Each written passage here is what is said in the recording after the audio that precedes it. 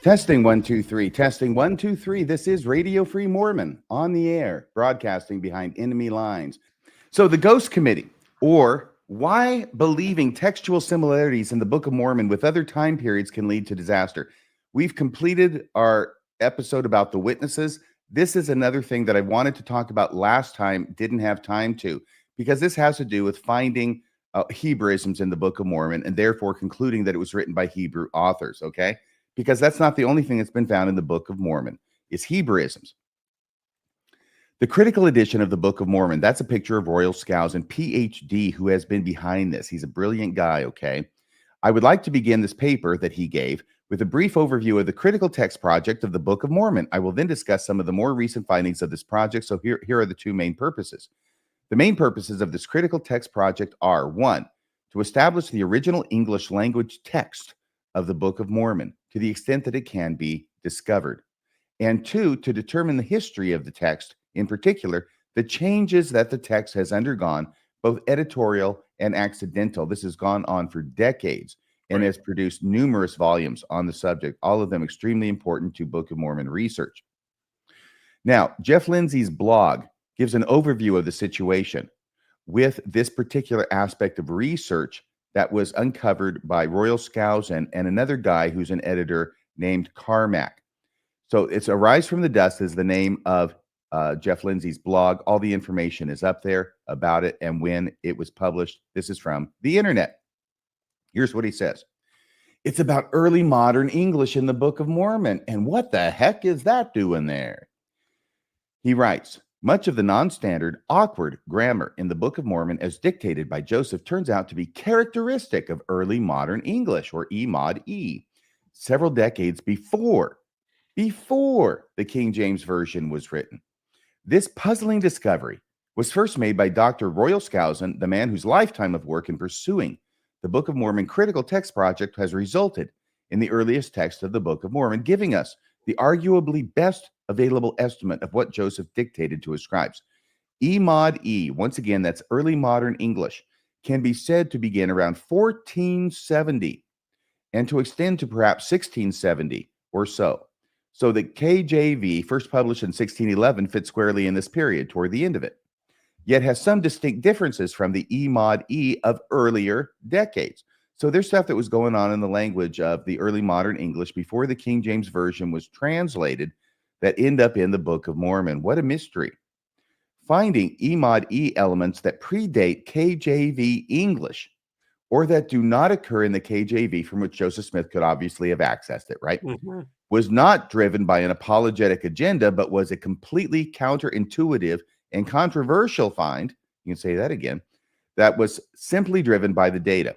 Apologetic arguments have evolved, but the case for the authenticity of the Book of Mormon in no way depends upon them.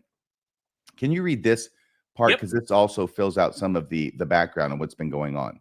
Absolutely. If the language of the Book of Mormon, as dictated by Joseph Smith, was standard Yankee dialect or just Joseph's own bad grammar, as many of us have long assumed, that fits the idea of revelation being given to people in their own tongue and language.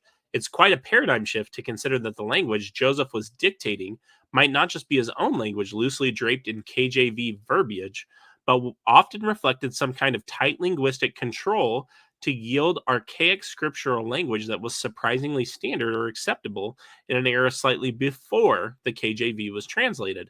Why and how is still a matter for speculation and debate, but the data is there and demands to be considered, explored, and tested.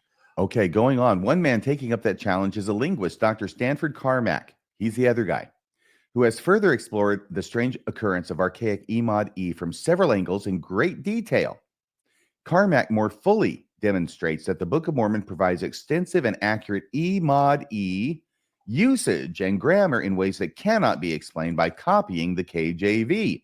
Such laughable blunders as "in them days," this is from the original Book of Mormon, "in them days," or "I had smote," or "they was yet wroth," turn out to be consistent with E-mod E patterns. The analysis shows that much of what we thought was bad grammar is quite acceptable E-mod E, sometimes showing a sophisticated mastery of E-mod E. So it's like, holy E-mod E, Batman. How did Joseph Smith know about this? And what is much more important is, what does it mean? Mm-hmm. That's the part I'm puzzling over, because I'm learning Everybody is. from you. Everybody is. Well, this is where we get to the Ghost Committee. You're going to love this stuff. The findings are puzzling indeed, but his work is rich with facts and data that again demand attention. This again being from Jeff Lindsay, who gives us a nice summary here. Royal Skousen and Carmack Stanford feel strongly that the abundance of E-mod E elements in the Book of Mormon is evidence of divine type control in text somehow, emphasis on the somehow, given to Joseph Smith to dictate, and that it is perhaps a fingerprint of divine origins in the text. However, some skeptics have wondered if it can be explained by residual E-mod E influences in Joseph's dialect of English, which is actually what I first thought when I first heard this some 15 years ago. Yeah. Some of the Hick language found in regional dialects preserves elements of English that have long since become obsolete in modern English, so such a thing could be possible to some degree. And I think it's been found out that basically, yeah, that is kind of what was going on. However, this was the heyday of the Ghost Committee. I think Carmack and Skousen would argue that the level of E-mod E is so strong and often so appropriate to the 1500s that it would be hard for so many elements to survive in the United States. So this Book of Mormon, early modern English, created quite the stir. Both Skousen and Carmack even postulated the existence of a committee existing in heaven. Are you paying attention now? Of a committee existing in heaven or the spirit world in charge of the Book of Mormon translation in some way in order to account for these remarkable findings. This is serious research. Yeah. Get control of yourself. Colby. Sounds like it. Of course, somebody on the committee would have to have lived in the early modern English times. By the way, this is no longer Jeff Lindsay. This is me. Somebody on the committee would have to have lived in the early modern English times and thus been responsible for the translation somehow given to Joseph Smith that preserved these remarkable, distinguishing literary characteristics. It's the only explanation. So what do we make of this? Well, this is what we make of it. The only explanation, if you still need it to be a divine translation, sure. Yes, absolutely. So this is from the Times and Seasons blog, not the Times and Season newspaper. It's an article by Jonathan Green, April 1st, 2019, who writes, the usage patterns that Stanford Carmack observes are quite real. They do exist in the Book of Mormon text. The problem lies in the interpretation. I think he's onto something. Carmack sees similarities with early modern English usage as evidence that the translator of the Book of Mormon into modern English was not Joseph Smith, but a first-rate, independent philologist, someone extremely knowledgeable in the linguistics and literature of early English. He is quoting Stanford Carmack, one of the editors of the Book of Mormon Critical Text Project, as saying that it required a first-rate independent philologist, which I believe is a student of language, someone extremely knowledgeable in the linguistics and literature of early English. This is important for you to understand that they're putting this forward as an idea, because later on, Daniel Peterson is going to deny that anybody ever said anything like this. This person, Jonathan Green, says, I'm skeptical that this is the best explanation for a number of reasons. And you are smart to believe that, Jonathan Green. He says, while I'm an early modernist with some background in linguistics, English itself isn't my field, so I have to apply the instincts and heuristics of an adjacent field with the appropriate level of caution. He then goes on to say, can you read this part? Yep.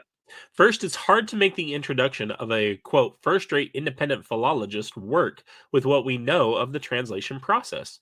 We have eyewitness descriptions and historical accounts, and there aren't any philologists on the scene or much space to introduce one. Others have proposed a supernatural 16th century interlocutor of some kind, but I don't know if Carmack himself would welcome the suggestion. And in any case, it's hard to accept as the most parsimonious explanation a theory that requires additional angelic beings. I just wanted, before we continue, I just wanted to note that we actually didn't spend a whole lot of time getting into the actual translation process of the Book of Mormon, as far as like tight versus loose control, tight translation versus loose translation. It's just because that discussion has been had a lot of times. But the bottom line is, one of the reasons they're probably going to this ghost committee place is all of the firsthand witness accounts from people who would have been involved, like David Whitmer, Emma. They are in favor of tight translation theory exclusively. So, yes, absolutely. Now, notice he's sitting there. It's 2019. He is aware of others, unnamed others, who have proposed a supernatural 16th century, that's the 1500s, right, interlocutor of some kind. This is the ghost committee that he's referencing. But I don't know if Carmack himself would welcome the suggestion. Yeah, he was one of the principal proponents of it, I think. And in any case, it's hard to accept as the most parsimonious explanation of theory that requires additional angelic beings. See, he knows about this theory. He's just being very circumspect in the way he describes it because it sounds kind of nutty. Additional angelic beings in the ghost committee. Go ahead. Him mentioning a parsimonious explanation will harken back to what we've talked about a number of times with Occam's razor, also known as the law of parsimony, which is if you need to continue propagating these additional entities and multiplying them to explain, it's probably bullshit. That's my way of summing it up. So here's where Daniel C. Peterson at his blog on Sick It Non leaps into the fray, right? With a blanket denial that this is all lies and they've never ever said this. Because over on the Discuss Mormonism board, the message board, which is where I found out about this, I would never have heard about this except for the great hilarity that ensued over this proposition of a ghost committee from the 1500s that may or may not have had Tyndale as a member of it. You see, something has to account for this early modern English showing up in the Book of Mormon. It doesn't show that it's ancient Hebrew. It shows it's English from before the King James Version. So how could Joseph Smith have had access to this? Well, there has to be a ghost committee, obviously. So Daniel C. Peterson, he says, is this, he puts this picture up, and this is what he writes. Is this the real translator of the Book of Mormon in the view of Royal Skousen, Stanford Carmack, and the Interpreter Foundation? This is from August 8th, 2016. Remember that date, August 8th, because he's going to write another blog the very next day. When was Peterson I don't want to say, I was going to say invited to seek alternative employment from the Interpreter? I think it was maybe 4 years before this. That's what I thought. 2012. Because then he created the Interpreter. Yeah, he was with the Neil A. Maxwell Institute. Okay, gotcha. Okay, and technically he was fired from being the editor of the review of books on the Book of Mormon, or the Farm's Review of Books. Anyway, okay, so then he creates this. He goes on. Every time Dr. Royal Skousen and or Dr. Stanford Carmack makes a presentation or publishes something arguing for the presence of early modern English in the Book of Mormon, some critics instantly begin to mock them for advocating a wacky ghost committee translation theory, a theory that is usually said to involve William Tyndale or Tyndale. I say that it's largely of their own creation, by which I mean almost entirely, but not quite totally. This is all Daniel C. Peterson's words. And my note here, to distinguish it from what Daniel C. Peterson is writing, my note is, what? You mean there might be a basis for it? While you're denying it, you're saying there might be a basis for this, this theory to be out there, Daniel Peterson. He says, I think I may, in a few firesides, some years back, have helped this nonsense along by relating a humorous anecdote about a conversation I had with Professor Skousen. They're both professors at BYU and good friends. When he first began to tell me about the evidence he was finding for the unexpected presence of early modern English in the Book of Mormon, I was mystified. What does this mean? I asked him. How do you explain it? What would account for it? Where did it come from? He responded with a smile that maybe William Tyndale was on some sort of committee in the spirit world. Well, that sounds like what those wacky critics over there keep laughing about. Yeah. He responded with a smile and a twinkle in his eye that maybe William Tyndale was on some sort of committee in the spirit world. Are you serious? I asked. Oh, I don't know, he answered. Maybe halfway. Can I also just say so first of all, as ridiculous as this idea is, as transparent as Daniel C. Peterson's repeated lying is, I also love that it can't just be some random peasant from the 1500s. It can't be some other educated person from the 1500s. They have to claim it's Tyndale himself, that, if listeners aren't aware, helped with the Tyndale Bible. Obviously, that's where the name comes from. So they've got to pick one of the most significant literary figures from that time period, because of course, like, who else would it be, right? Yes. And after actually basically having confessed, he Mm-hmm. says, that's it. Yeah. That's all it is. That's all it was this actual, he's quoting Royal Skousen as having said this and saying, oh, I don't know, he answered. Maybe halfway I'm kidding about William Tyndale being on some sort of committee in the spirit world. That's where it comes from. This was not made up by the critics. This is what they were proposing, even if it's just only halfway. What else? What other explanation can there be? And indeed, even the apologists, as we've quoted, who don't accept the Spirit Ghost Committee, still say it has significance. We just don't know what it is. Because how the hell do you make sense of it? Unless it's a coincidence, right? Yeah. Okay. Oh, he goes on. Daniel C. Peterson continues to write, Royal Skousen, he's never actually tried to account for the puzzling linguistic phenomena that he and Dr. Carmack have been identifying. Well, excuse me, except in this conversation that you recall having. Right. They tried to account for it. Seriously, this is in the same blog. So that he and Dr. Carmack have been identifying. He simply reports what they're finding. Does he? I hereby offer a personal check of $100. Nobody can accuse Daniel Peterson of not being a big spender. I hereby offer a personal check of $100 to anybody who can locate any passage in any published writing by either Dr. Skousen or Dr. Carmack in which either of them seriously advocates the proposition that the Book of Mormon was rendered into English by a mysterious spirit world committee of translators, with or without the leadership of William Tyndale. So that's August 8, 2016. The very next day, Professor Royal Skousen, who read this blog, contacts Daniel Peterson and tries to collect the $100 because he says, I'll show you where I said it.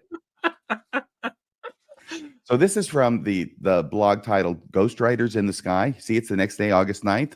Yeah. 2016. And this here is the book, I think, in which it occurs. Okay.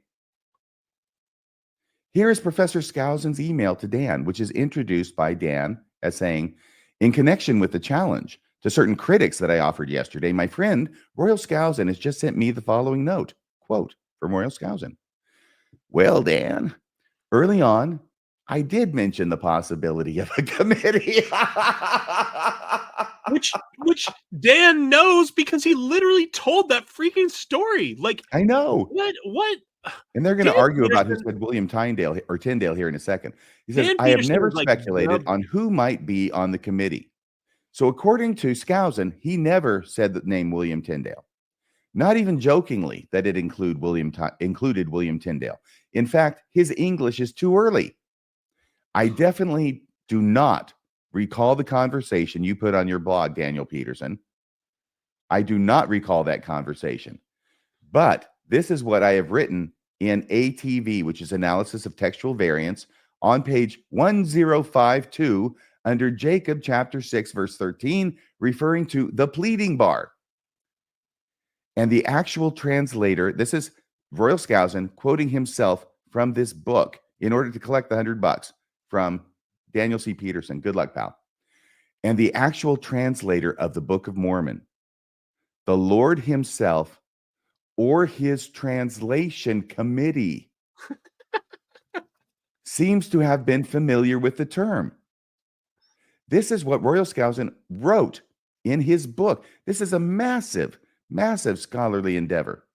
And I'm going to suggest to you that he's not going to put in that quote unquote parenthetical comment in the text of the book unless he thinks there's something to it. Okay? Right. Because he doesn't go into any detail in the book. This is what he writes in the book. And the actual translator of the Book of Mormon, referring to the expression, the pleading bar, which he's going to think is early modern English, okay?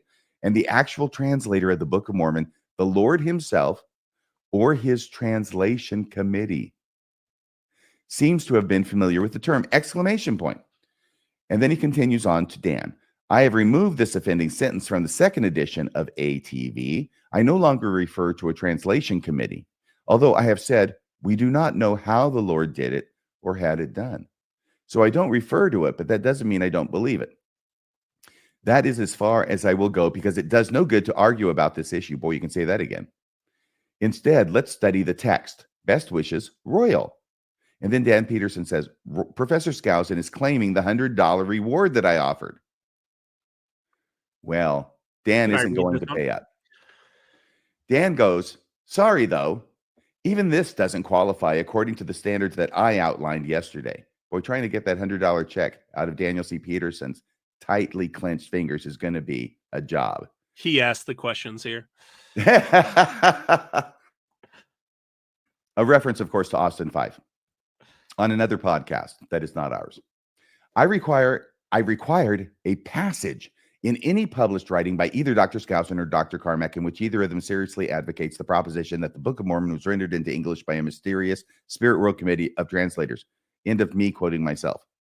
A mere passing mention in a disjunction, the Lord himself or his translation committee, and with a concluding exclamation mark, plainly a rather lighthearted mention, doesn't count as serious advocacy, by which I mean the assertion of a proposition on the basis of marshaled evidence and analysis. So even though he believed it, even though he included a reference to it in the actual published work, Dan's not going to give him the $100. I know we only have a minute, but I want to say one thing here. Dan Peterson, his challenge was about Royal Skousen taking a position. Royal Skousen writes in and says, Dan, I took that position. And Dan, this is what doing apologetics for this long does to your brain. Dan Peterson's brain is so warped, he's arguing with the position Royal Skousen took with Royal Skousen.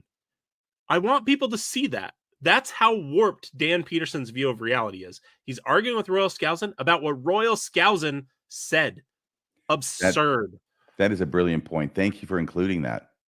He goes on, my main point, this is the second blog, August 9th, my point in issuing yesterday's challenge was to call out certain critics. It wasn't for you, Royal, damn it. It was to call out certain critics over on that Discuss Mormonism message board that I hate so much that I can't stop from watching all the time, who have been alleging for years, though, with ever diminishing excuse, not with no excuse, ever diminishing excuse, that the existence of, in other words, it was talked about a while back, but now they're backing off of it, that the existence of a ghost translation committee in the spirit world is the very core, no true Scotsman fallacy, and straw man is the very core of the Skousen Carmack position. No, they've never argued that. It is not. Wow, thanks for telling us, Dan. It doesn't really even rise to the level of peripheral. So the fact that this isn't the core centerpiece of their position means that you can't make fun of the fact that they believe it anyway. Yeah, what does he think peripheral means? By definition, having an aside like that is peripheral. It's a peripheral point at best, sure, but like Dan Peterson is so dishonest. I cannot stand him. Please continue. Well, you heard it here first, Dan. The fact is, he goes on, that doctors Skousen and Carmack have identified unexpected linguistic phenomena in the Book of Mormon. It's the Imadi that we've been talking about, that they weren't originally looking for, didn't expect to find, and can't really explain, except when they're talking about a spirit committee. But that, though such linguistic features are not essential to a case for the historical authenticity and divine inspiration of the Book of Mormon, are extraordinarily interesting. For one thing, he writes, in my judgment, they represent a potentially enormous problem for secularist critics. And then I put a note, editor's note, really?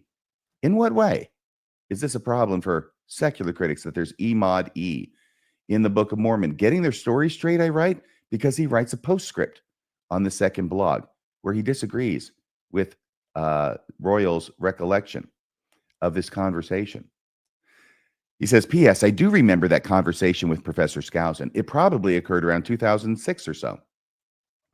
And I distinctly recall both the mention of William Tyndale and that the conversation occurred after dark in the main hallway near one of the stairwells on the ground floor of BYU's Jesse Knight building. It's like a game of Clue, but he gives all these details. He definitely remembers it. It's possible that I was the one who mentioned Tyndale's name. This was a brief exchange that occurred a decade ago, after all, but I don't remember the conversation that way. In other words, Dan is saying that Royal brought up Tyndale's name, and Skousen is saying that Dan brought up Tyndale's name. Either way, they're both saying it was brought up by somebody. What a wonderful meta point when we're talking about taking eyewitness testimony or witness testimony to the bank, as Austin Fife wants us to. These two BYU professors can't even agree definitively on what happened in a discussion they had about 10 years before. And and Austin wants to privilege that based on the way we know reality works from people who believed in this folk magic nonsense from almost 200 years ago. Just And think it was a about discussion that was remarkable and Right. worth remembering. But Right. now that this amazing and remarkable conversation has been turned into disrepute, both of them are backing away from it and accusing the other one of having brought up William Tyndale's name as being on this ghost committee. Do you have to run now? I think if we can do it in 5 minutes, we're good. Okay. Why is the Book of Mormon, early modern English, a problem? It's not a problem. This is me now. It's not a problem for the non-believer as suggested by Professor Peterson. Rather, it is a problem for the apologist. How so?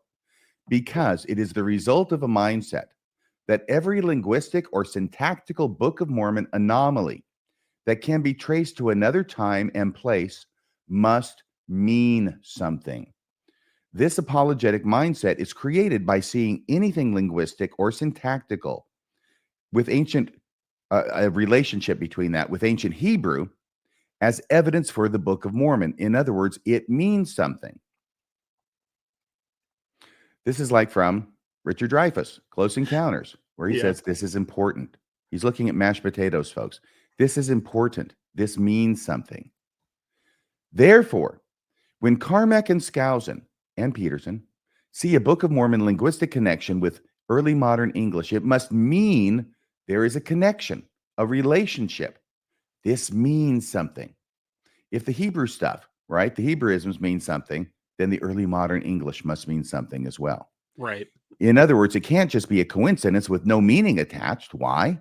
Because if the early modern English connection to the Book of Mormon is just a coincidence, what does that do to the analysis of ancient Hebrew literary forms in the Book of Mormon?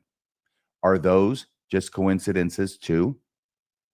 The bottom line is that insisting on reading meaning into every anomaly is not a good way of arriving at the truth. And there we have Ghost Committee, rest in peace.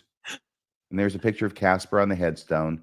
1939 to 1951 was saying, can I keep you? And I'll talk to you next time. Until next time, everybody, this is Radio Free Mormon, signing off the air.